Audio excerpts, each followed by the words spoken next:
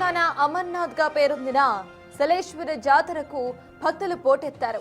లింగమయ్య దర్శనానికి తెలంగాణ, ఏపీతో పాటు పొరుగు రాష్ట్రాల భక్తులు సైతం భారీగా తరలివస్తూ ఉండటంతో అటవీ మార్గం అంతా కూడా వాహనాలతో నిండిపోయింది.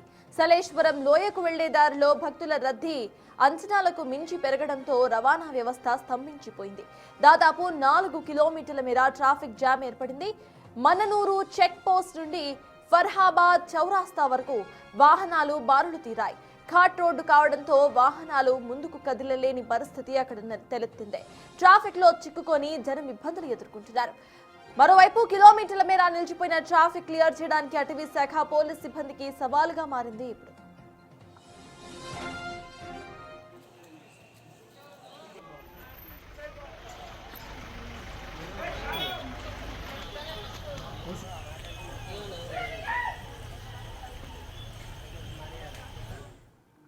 నాగర్ కర్నూలు జిల్లా ఆమ్రాబాద్ టైగర్ రిజర్వ్ పరిధిలోని సలేశ్వరం క్షేత్రం లింగమయ్య నామస్మరణతో మారుమోగుతుంది.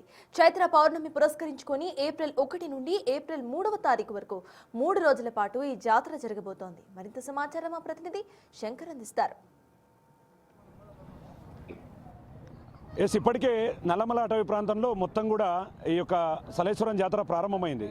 సలేశ్వరం జాతరకు తెలంగాణ అమర్నాథ్ యాత్రగా కూడా పేరుగాంచింది. ఇక్కడ శివుడు కొండల్లో కొలువై ఉంటాడు. ఇక్కడికి శివుడిని దర్శించుకునేందుకు లక్షల సంఖ్యలో భక్తులు తరలి వస్తారు. అధికారికంగా ఇప్పుడిప్పుడే ఈ యొక్క సలేశ్వరం జాతర ప్రారంభమైంది. ప్రజెంట్ మనం సిచ్యువేషన్ చూడవచ్చు. ఇక్కడ మొత్తం కూడా ఎటు చూసినా కూడా ట్రాఫిక్ జామ్ టోటల్గా ఓవరాల్గా.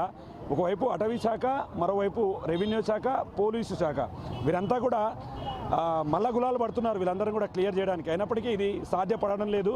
మొత్తంగా ఇటువైపు చూస్తే ఇదంతా కూడా అమ్రాబాద్ అటవీ ప్రాంతానికి సంబంధించి మన్ననూరు చెక్ పోస్ట్ నుంచి ఇదంతా కూడా బారులు తిరిగింది. సుమారు కొన్ని కిలోమీటర్ల మేర కూడా ఇవంతా కూడా స్ట్రక్ అయిపోయాయి. ఎటు చూసినా కూడా వాహనాలన్నీ కూడా రద్దీ పెరిగింది. ఎందుకంటే ఈ ప్రాంతం అంతా ఇరుకుగా ఉంటుంది కాబట్టి వాహనాలన్నీ కూడా ఎక్కువ సంఖ్యలో పెద్ద ఎత్తున కార్లలో వస్తున్నారు. కాబట్టి ఇది మొత్తం ఇదంతా కూడా ఘాట్ సెక్షన్, అంటే మొత్తం కూడా ఇదంతా కూడా చాలా డిఫరెంట్గా ఉంటుంది రోడ్డు. కాబట్టి ఇదంతా కూడా చాలా ఇబ్బందికరంగా మారుతుంది. మరి ఈరోజు పెద్ద ఎత్తున రాబోతున్నారు, అంటే లక్షల సంఖ్యలో రాబోతున్నారు. ఈరోజు ఒక్కరోజే 2 లక్షల మందికి పైగా భక్తులు స్వామివారిని దర్శించుకునేందుకు వస్తున్నారు. ఈ బండ్లలో ఇటు నుంచి నేరుగా ఇక్కడ నుంచి 17 కిలోమీటర్ల మేర ప్రయాణం చేయాలి. ప్రయాణం చేసిన తర్వాత 4 కిలోమీటర్ల మేర నడవాల్సి ఉంటుంది. ట్రెక్కింగ్ అంటే నడుస్తూ వెళ్ళాలి. కొండలు, కోనలు, జలపాతాలు, సెలయేళ్ళు ఇవన్నీ దాటుకుంటూ వెళ్ళిన తర్వాత చివరగా ఒక ఇబ్బందికరమైనటువంటి ప్రాంతం ఉంటుంది కింద. అక్కడ చాలా జాగ్రత్తగా భక్తులు క్యూలో ఉండాలి. పైకి వెళ్ళి స్వామివారిని దర్శించుకోవాలి. అప్పుడే వారు అనుకున్నటువంటి యాత్రతో పాటు ఇది మొత్తం కూడా కంప్లీట్ అవుతుంది. స్వామివారిని దర్శించుకుంటారు. కాబట్టి జాగ్రత్తగా ఉండాలని చెప్పి అటవీ శాఖ అధికారులు, పోలీసు అధికారులు కూడా చెప్తున్నారు. మొత్తంగా ఎంత చెప్పినప్పటికీ ప్రజలు పెద్ద ఎత్తున వస్తున్నారు కాబట్టి ఇంత కొంత హ్యాండిల్ చేయడం కష్టమవుతుంది.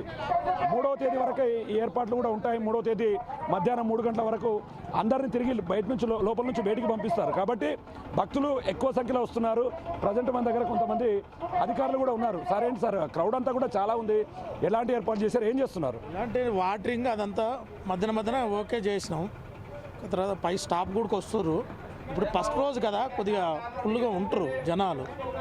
కొద్దిగా టైం బట్టి ఎక్కడ కానీ ట్రాఫిక్ జామ్ కాకుండా ఏర్పాటు చేసుకొని పంపించే మార్గం చూసుకోవాలి. ప్రతి వెహికల్ మాత్రం పోయి జాగ్రత్తగా మళ్ళీ రిటర్న్ వచ్చేటట్టు చూడాలి. అంటే లోపల కూడా కొంత క్రౌడ్ కూడా ఎక్కువ అవుతుంది అన్నట్టు కూడా తెలుస్తుంది సార్ మాకు. లోపల ఎలాంటివి చేయబోతున్నారు? ట్రాఫిక్ జామ్ కాకుండా ఎవరు జాగ్రత్తగా ఎవరి డ్యూటీలో వాళ్ళు కరెక్ట్గా ఉన్నారు. పలాని స్టెప్లో కానీ, ఇక్కడ కానీ, కింద కానీ, దాన్ని బట్టి మెయింటెనెన్స్ కరెక్ట్గా ఉండాలి. వాటరింగ్ కొద్దిగా అడ్జస్ట్మెంట్ చేసుకోవాలి. పోయే వాళ్ళు ఎట్లా సక్రమంగా పోయినారో వాళ్ళు అంత సక్రమంగా మళ్ళీ రిటర్న్ రావాలి.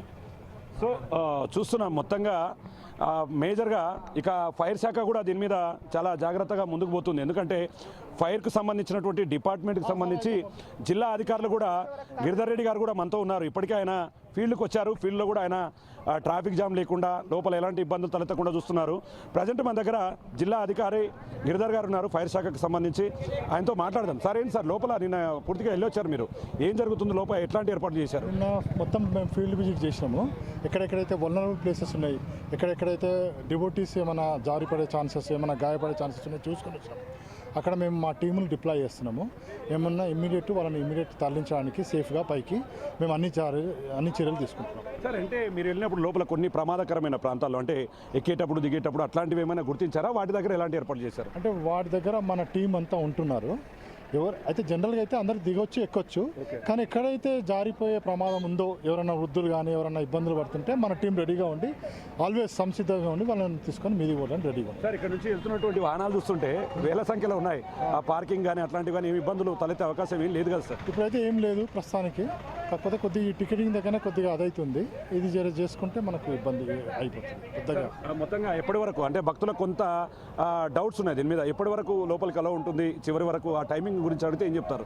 అది ఇక ఫారెస్ట్ డిపార్ట్మెంట్ వాళ్ళు తీసుకుంటారు. అది నాకు తెలిసి 3rd ఈవినింగ్ వరకు అలో ఉంటుంది, వాళ్ళు చెప్తారు దాని మీద. సో చూస్తున్నాం, ఆ ఫైర్ శాఖ కూడా దీని మీద సమాయత్తమవుతూ ముందుకు పోతుంది. ఎక్కడ కూడా ఎలాంటి ఇబ్బందులు తలెత్తకుండా పోతుంది. మొత్తంగా కిలోమీటర్ల మేర కూడా వాహనాలు నిలిచిపోవడంతో కొంత అధికారులకు ఇబ్బంది అవుతున్నటువంటి సిచ్యువేషన్ అయితే కనపడుతుంది. చాలా దూరాల నుంచి వచ్చారు భక్తులు స్వామివారిని దర్శించుకోవడానికి. కాబట్టి ఈరోజు వీళ్ళు వెళ్తే ఖచ్చితంగా సాయంత్రం పడుతుందని చెప్పి కూడా అంటున్నారు. ఎండాకాలం కాబట్టి వాటర్ అదంతా కూడా ఏర్పాటు చేశాం. ఎక్కడైతే ప్రమాదకరమైనటువంటి ప్లేసెస్ ఉన్నా అక్కడ పోలీసులు మరియు అటవీ శాఖ అధికారులు కూడా దగ్గరుండి భక్తులకు ఎలాంటి అసౌకర్యాలు కలగకుండా చూస్తామని చెప్తున్నారు. మొత్తంగా ఈ జాతర ఒక్కసారిగా తెలుగు 2 రాష్ట్రాల్లో చాలా ప్రసిద్ధిగాంచింది కాబట్టి ఈరోజు రేపు దాదాపు 3 లక్షలు దాటొచ్చని చెప్పి కూడా అధికారులు అంచనా వేస్తున్నటువంటి సిచ్యువేషన్ సలేశ్వరం దగ్గర కనపడుతుంది. ఇది ఇక్కడ సలేశ్వరం దగ్గర తాజా update. Camera person Nageshwar Shankar, big TV, Saleshwaram నుండి.